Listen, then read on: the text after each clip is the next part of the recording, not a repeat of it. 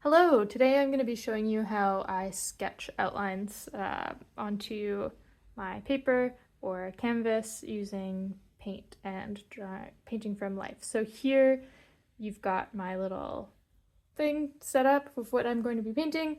Here's my sketchbook, and I've got a watery acrylic that I'm using. You can definitely use pencil, but I just like I don't know, um, there's a different quality with drawing with paint instead of pencil. You have to be a little bit more sure of yourself sometimes, and always my proportions are a little bit janky, but I kind of just embrace it. So I'm gonna do my best with this setup. Um, it's a little bit awkward to have a phone in front of my face, but we're gonna do our best. So something that you can do to get proportions right is to use your paintbrush as a bit of a ruler.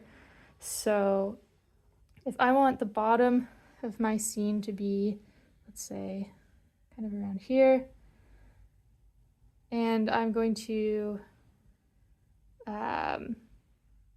normally I'd be doing this from like what I can see, but right now I'm looking through the camera. So you can see the top of my paintbrush hits that ruler top, and my thumb kind of hits this bottom tube of paint. So it should be the top somewhere around there. And then I can do the same thing with maybe, let's say, where the cup comes to. You could also do the width, kind of the, let's say, up here.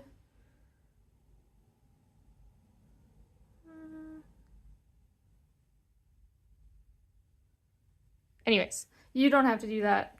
It's helpful for some people. I usually only do it when I'm having trouble with proportions. So I'm just gonna start kind of sketching the shapes that I see that in the outlines.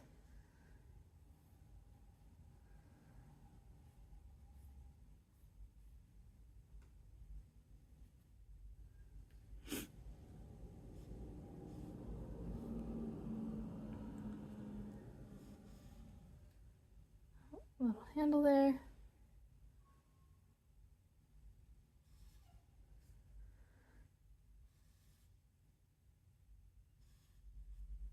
So something to be looking for when you're painting from life or from a photo is the kind of the relationships between the objects. So you can see here's the top of the cup, and this container just comes up a little bit past it. So this line right here is quite short. So maybe I would want to bring that down a little bit. I'm not sure. Circles are hard as well, so.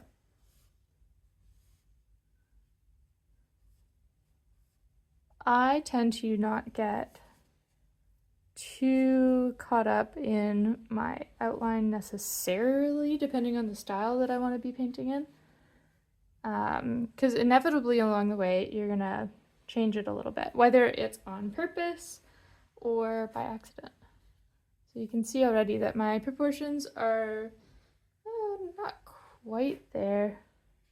Maybe this guy should be a little bit bigger. Anyways, it doesn't matter. It sort of depends on how much interpretation you want versus how much realism you want. So my next step is to block in the darks. So I'm going to look at my objects and see what parts are the very darkest. And I'm going to go over them. And that gives you an idea of sort of like the values of the whole thing, and compositionally, like what's going to make sense, what's not. Oops. There's lots of darks in here. Pencil guy here.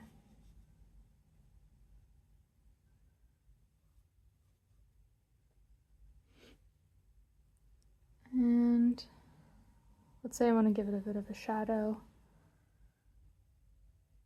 There, shadow here.